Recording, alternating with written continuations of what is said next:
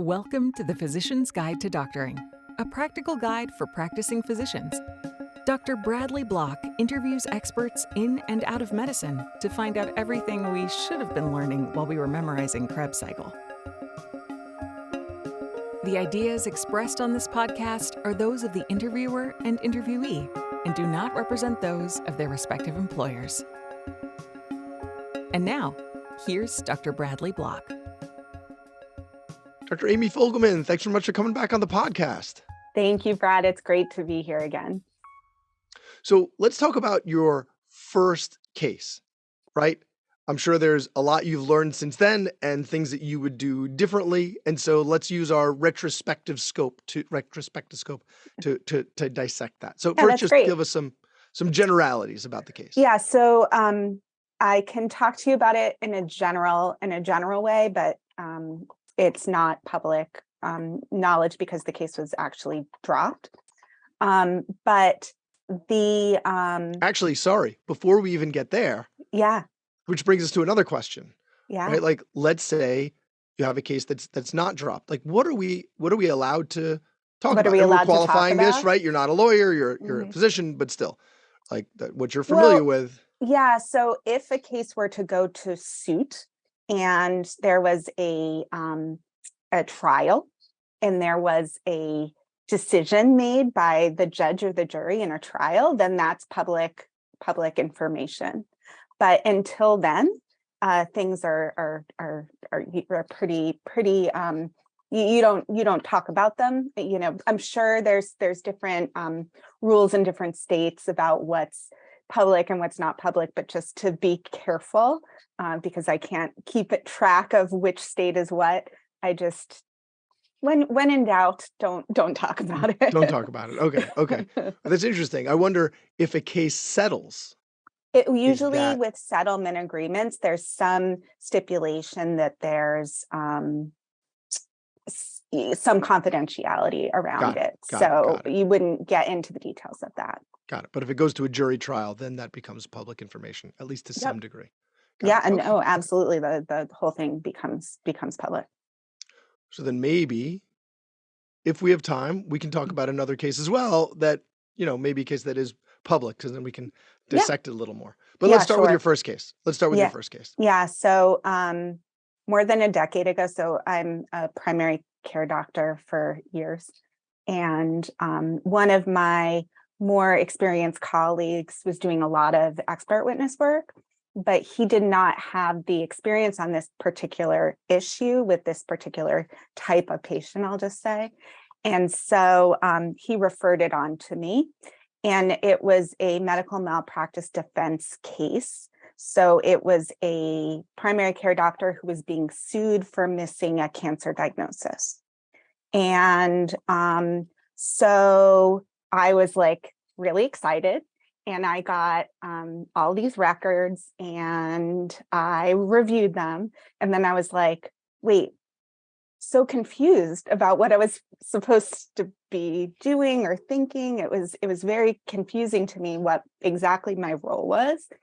And so then I talked to the attorney about my thoughts and then the case sort of ended up being dropped eventually from against the doctor.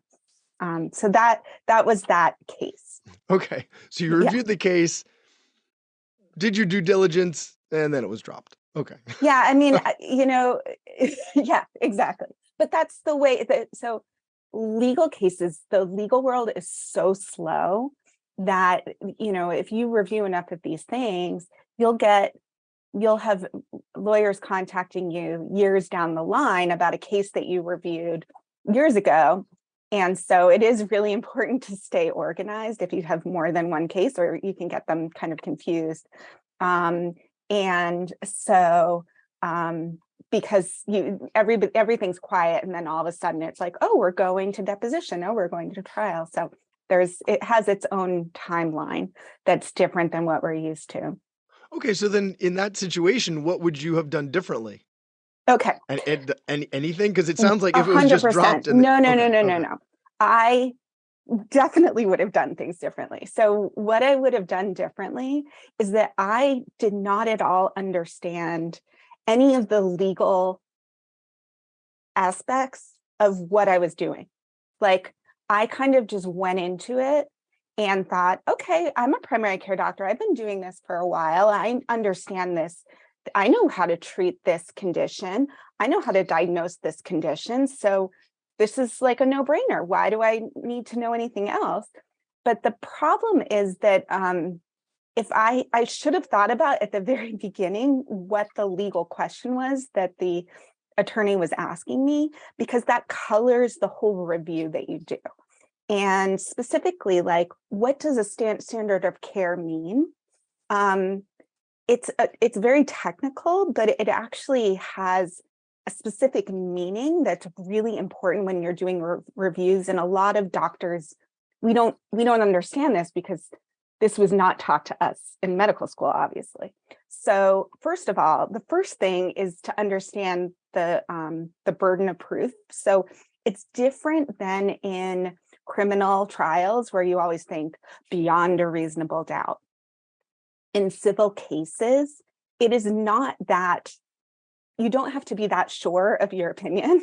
It's only, you only have to be, it has to be, Man. it's 50%, Kinda. more than 50% likely. That's the burden. So it's like that. Boop. So, Okay. so when you're, for every question that you're asked, you only need to be more than 50% sure of your opinion. So that's one thing. But the other thing is that standard of care is a legal term. And it's typically, and it depends again on what state you're in, but it usually has to do with a reasonably competent healthcare professional in the same or similar community. Okay. And medical, so sorry, this is really technical, but I'll give you an example. Okay. And then medical negligence is like an action or an omission by a medical professional that deviates from the accepted medical standard. And again, those standards are based on what a reasonable person would do under the same or similar circumstances.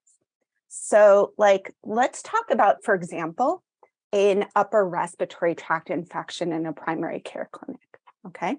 We know that antibiotics are being overprescribed.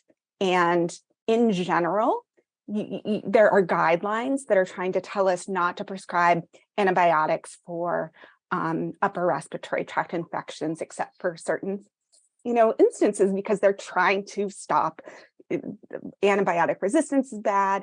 There's, for all the different reasons. Actually, it's interesting you brought that up because I had to cancel an interview last night about antibiotic stewardship because I have the flu.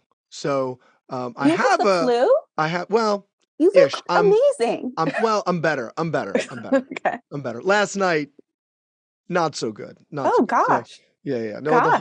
the whole house had it. Oh, I'm so sorry. Yeah. Well, thank you. I'm okay.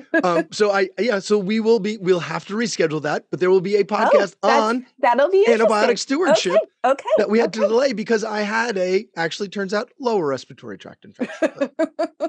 Okay.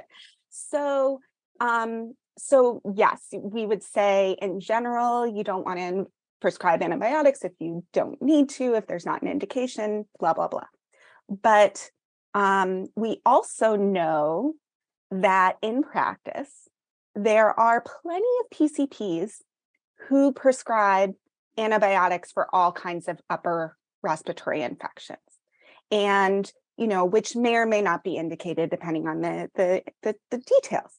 And so the question is whether, if you're wondering whether a certain PCP deviated from the standard of care when, let's say, they prescribed Augmentin for a URI, the question isn't what would I do or what do the guidelines say? The question is, what would a reasonable primary care physician do in the same or similar circumstances? And so you have to use that lens when you're reviewing the records. And if you use that lens, it will help you to understand what the heck you're doing. And, I didn't understand that when I was initially doing this review. And, And and I yeah, just want to clarify something for the listeners. And if you've heard any of the other guests that have talked about the medical legal system, attorneys that are in this line of work are gamblers.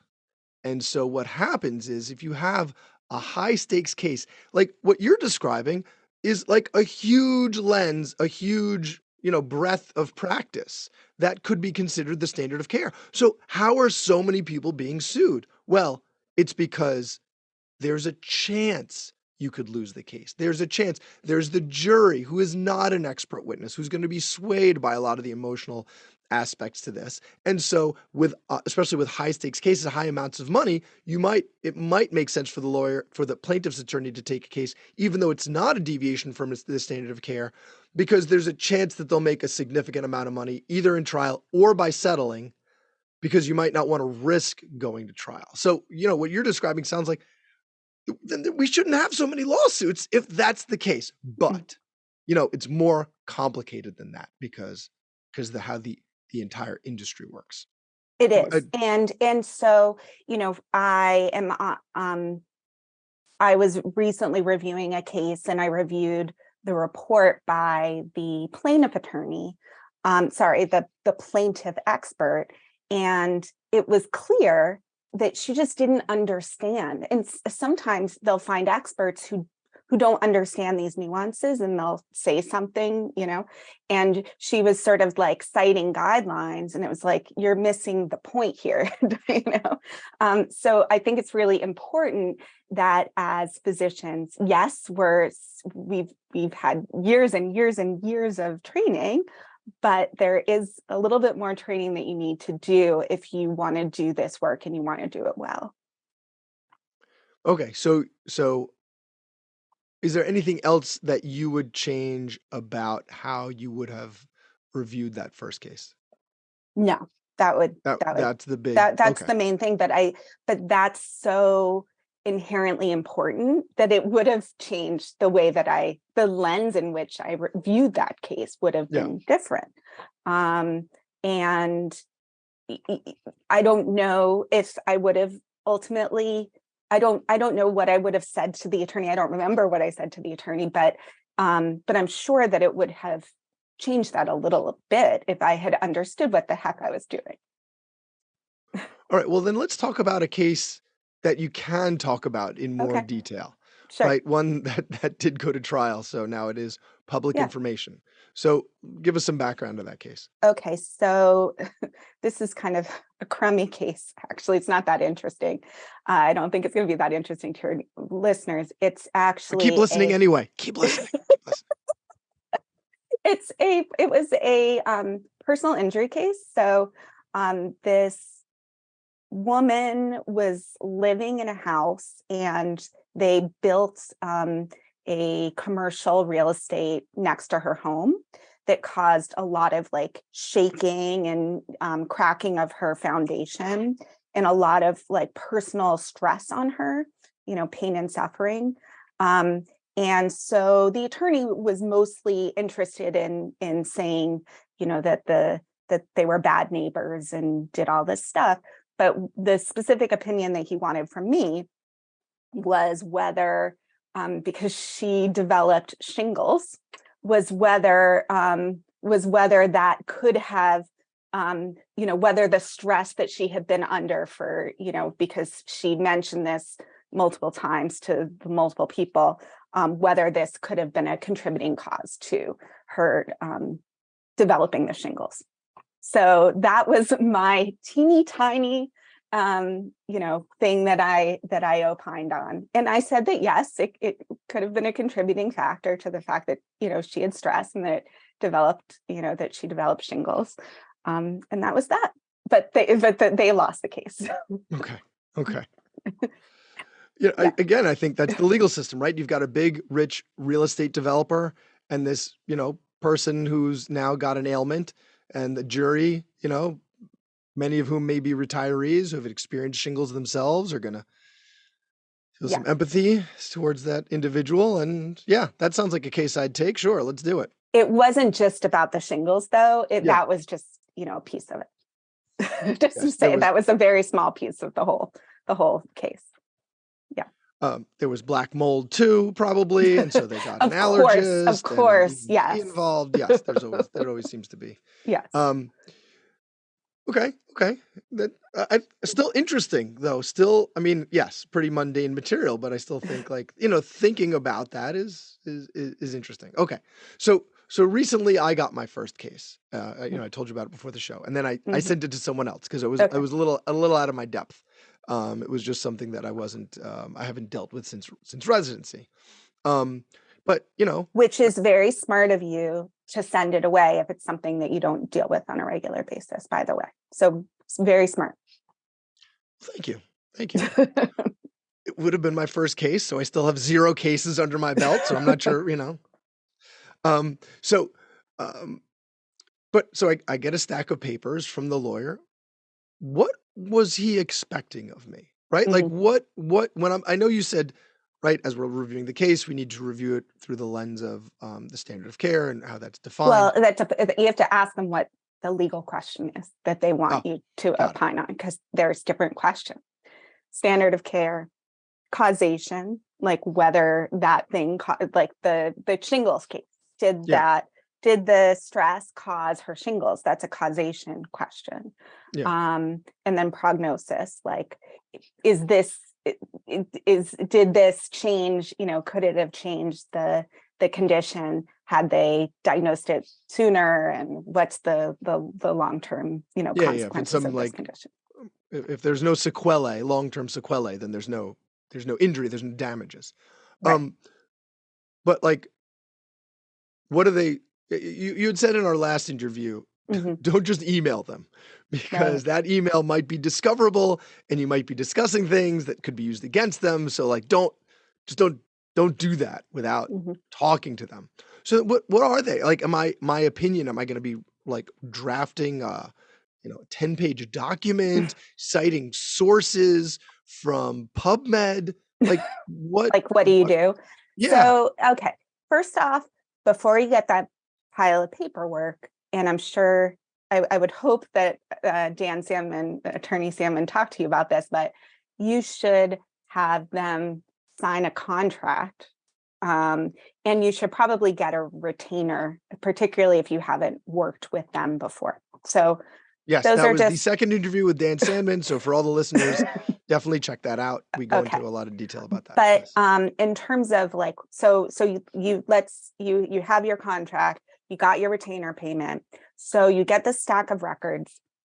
What I like to do, I like to have the records on like electronically, and I have my computer has 2 screens, and so I put up the records on one screen, and then I have like a Word document on the other screen, and I'll just kind of like copy and paste just to get a chronology, just to keep me organized, because again, it may be 40 years down the line when the attorney is checking, saying, oh, by the way, this is going to trial. You're like, what is this case about? So it's good process to kind of keep things organized. So you're going through the records, keeping in mind the legal question, and I like to take notes of the facts. So timeline, what happened, and then you track for your time for all of this. Don't generally put anything, in writing that's an opinion at this point. You may, if you need to do some research, you could do, if it's something that you really aren't sure about, it's kind of reasonable to do a little bit of research, before you talk to the attorney, but nothing excessive. So maybe look it up on UpToDate or whatever if there's look it up in your Harrison's medical book or whatever people use, but just to refresh something in your mind or to reaffirm your thoughts. And then that's it.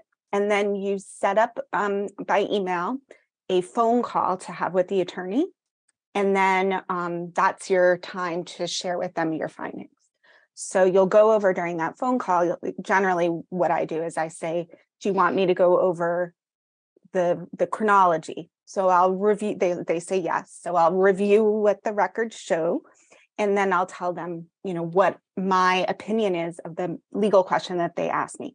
And then they may have some questions, which is appropriate. You want them to ask probing questions that, you might, oh, well, I didn't think about it that way. Or, I'm not sure. Let me get back to you on that. Or, you may be very sure that either you don't think that they have a case if they're a plaintiff attorney, or you think that whatever your opinion is.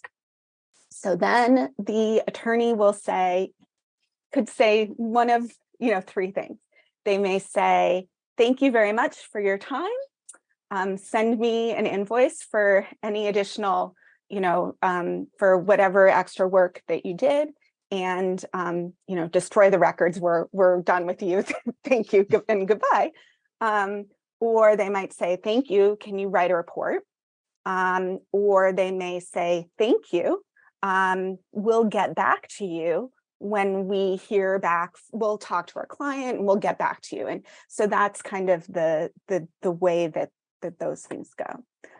Certain states, there's no need to write a report. It sort of depends on that. But that's how you do it. And then in terms of the report itself, if you've never written one before, the easiest thing to do is just ask the attorney. Say to them, hey, do you have a sample of a report style that you like? And you can use that as your template. And you just want to make sure, because this report is going to be something that you're going to use in the deposition. It's like an open book test. So you want to make sure that it's the number one thing I would say is make sure that it's clear what records you've reviewed, because you don't want the opposing attorney to be able to say, have you seen this, page 89 of, on July the 5th of 1995.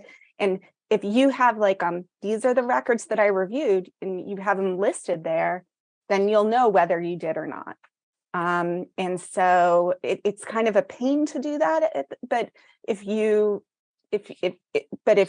keep good records, it's easy enough to do it. Yeah. And I would not recommend doing a super PubMed search that you're citing a bunch of places, because those are things that you're then going to have to know inside and out for to be able to be questioned on. So yes, it's a reason you should cite things that are important, but this is not like your chance to nerd out. Yeah. And this is not morbidity and mortality, no, where you're a PGY2 and then you've got all the fellows and attendings grilling you, and no, that's not your audience. That's not what the audience is at all. Nope. Yeah. So you don't I made that mistake when I was doing the trial recently. I was like, oh, why did I cite these things? Because then I had to read these very, very, very carefully and know them. The attorney didn't ask me anything about them, but I didn't know. And so I was like, why did I do that? Yeah. So don't and it's hard as an internist not to nerd out, but just don't nerd out.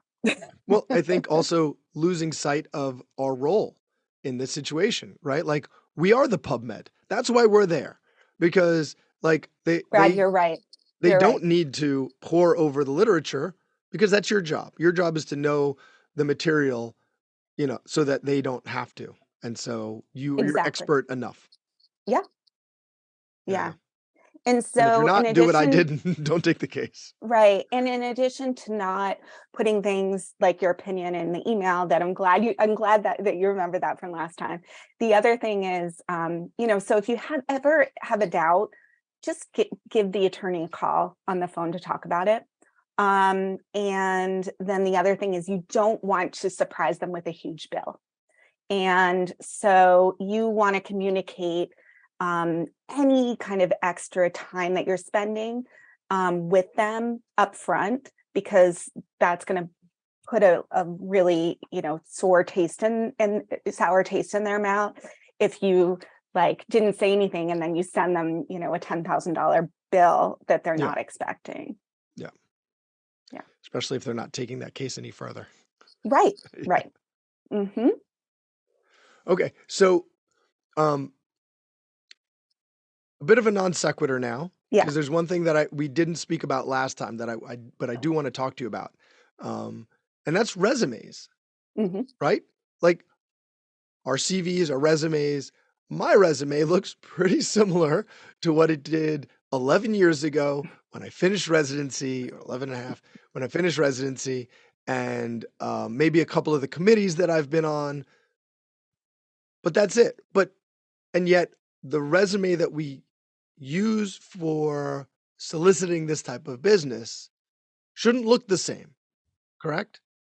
I mean, so this I'm just going to call it a CV because it's not CV. really a resume, but your CV for medical expert work, it's very important. And that's because it's very important because it's used by the attorney to decide if they want to hire you. So it's almost like marketing, right? Okay. And so you want to make sure that it's looks impressive to anybody who's hiring you. But on the other hand, it's going to be used by the opposing, counsel to try to discredit you. And so it needs to work to list everything that you want it to list, but it also has to be accurate. And so it needs to be complete, but also accurate, which you just have to be very careful about that. I don't understand. Why So- are people sending out CVs that are not accurate? Well, for example, if you have something on your CV that isn't on your LinkedIn, they don't match up. The attorney on the other side could say, like, are you trying to say, like, when did you finish your residency? Was it in 2006 or was it in 2005? Are you fudging that? Like, they could try to make it nefarious when, there's not necessarily any bad intent, but Okay. so you want to make sure that it's consistent with everything else that's available online. Okay. But like the order that you put things in, the information that you put on there doesn't matter. And so there's no specific order that it needs to be. And I'll say, like, I've reviewed hundreds of resumes because part of what I do is that I match attorneys. I find expert witnesses for attorneys. And so through that work, I've seen a lot of resumes, and I've seen some that are really crummy. Okay. And the ones that are crummy are ones where, well, I'll just tell you some like silly mistakes that people make. One is not using their real name. This is not as much an issue for men as much as it is for women, but it is also an issue for men as well. But if you have like a hyphenated name and you want to just keep it like simple, and so you're only putting your maiden name, but that's not the name that you were board certified in, or it's not the name that you have your license in, it can make it appear that you are not board certified. Because if your name is, Amy Gorin, I put that on my resume, and then nobody can find, Amy Gorin, is she board certified in internal medicine? They may think that I'm lying about that, or that I don't have that certification. So that's like a silly mistake, but believe it or not, like sometimes people do that. And it tends to be with like the longer names that people do that, but you have to be accurate. Like, don't try to make it simple. The other thing I've seen is, forgetting to put things that are very impressive to attorneys. So attorneys really care about teaching. So any teaching experience that you have, even if it's not a formal, you're the assistant professor at Harvard Medical School, even if it's just that you have, medical students shadow you from, the local medical school occasionally, that counts. And so you should put that on your CV.